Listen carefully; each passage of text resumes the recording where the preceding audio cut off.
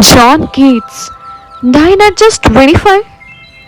That's nearly my age.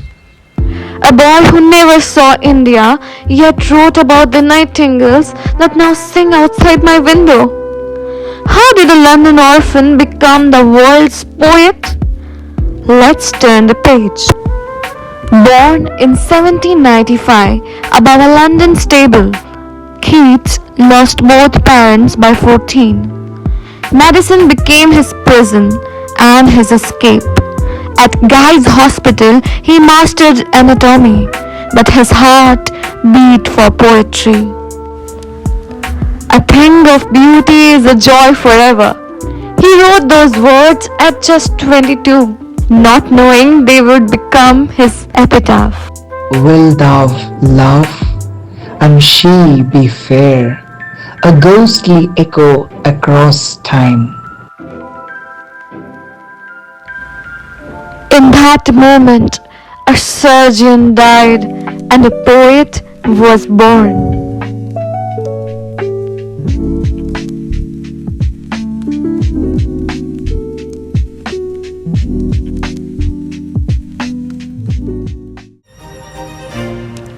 Then came Fanny Brawne, his living muse. Their love was a sonnet, fairy, fleeting. I have been astonished that men could die for religion, he wrote.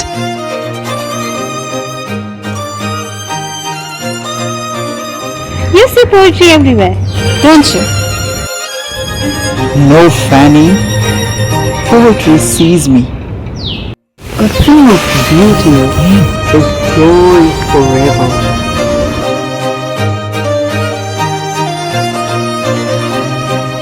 Fanny Brawne, his bright star.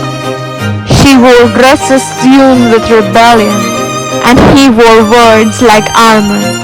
Their love was a sonnet, burning, brief, and endlessly enlightened.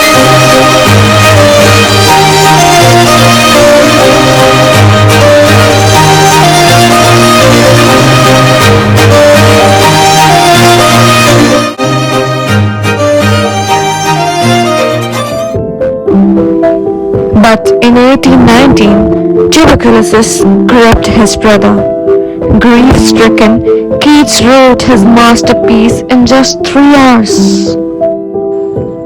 Thou was not born for death. The doctors called it consumption, but Keats called it fate.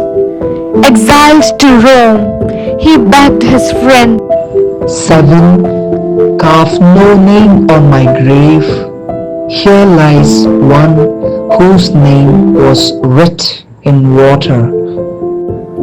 but water, Mr. Keats, is the one thing that refuses to fade.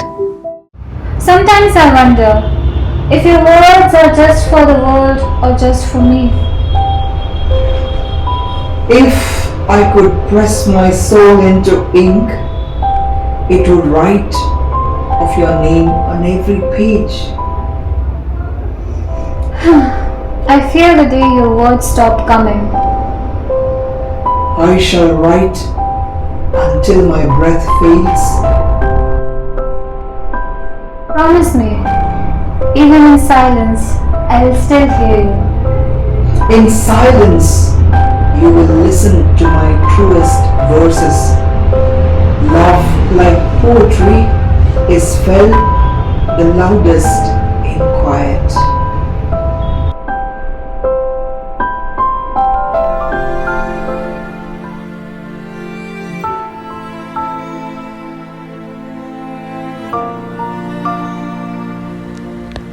February 23, 1821. The Nightingale fell silent. Fanny Brawne never married. For years she wore mourning clothes. She returned to the garden where poetry once bloomed in their silences. The laughter, the touch, the verses, all gone. She loved him in silence, long after his voice had vanished.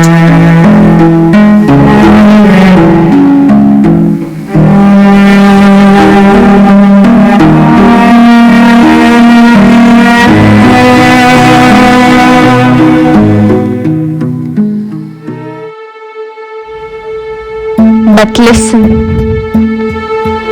2 centuries later, his words are alive. In classrooms, in theaters, in protest signs, even this dusty library. Because Keats was wrong. His name wasn't written in water, it was carved in the air. The same air that carries every nightingale's song, every whispered poem, everything of beauty. And that, Mr. Keats, is forever.